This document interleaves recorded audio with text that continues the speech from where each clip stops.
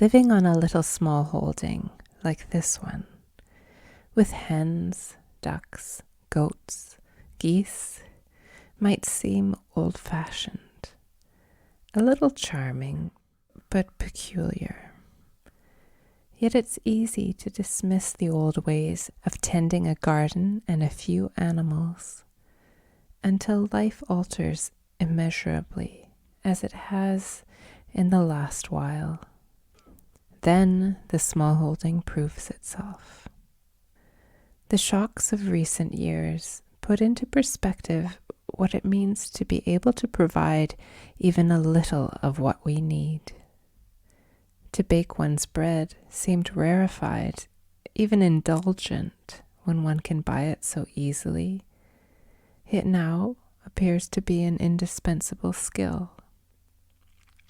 To grow a few vegetables seemed too much work. To fuss with a fruit tree, too much trouble, when one can buy anything out of season, cheap and fast.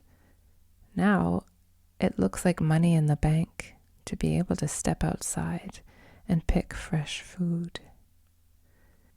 Knowing frugal domestic skills that stretch $1 till it pops seemed almost backward.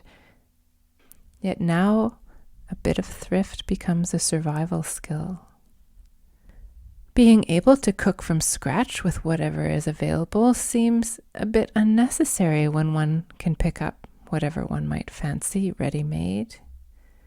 Yet lately it feels like autonomy. There were good reasons to tend a flock of hens or a pair of little milk goats in the garden or what have you, all these centuries. When the systems we rely upon fall apart, it becomes clear what resilience could look like.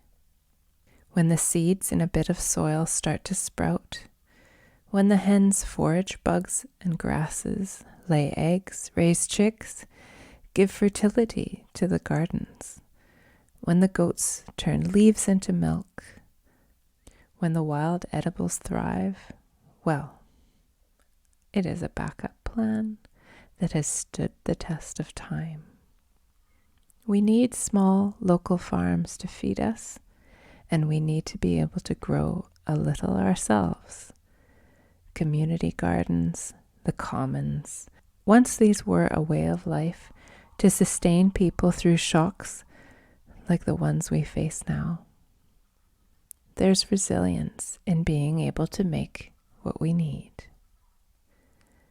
In a shuddering economy, the home economy must step up.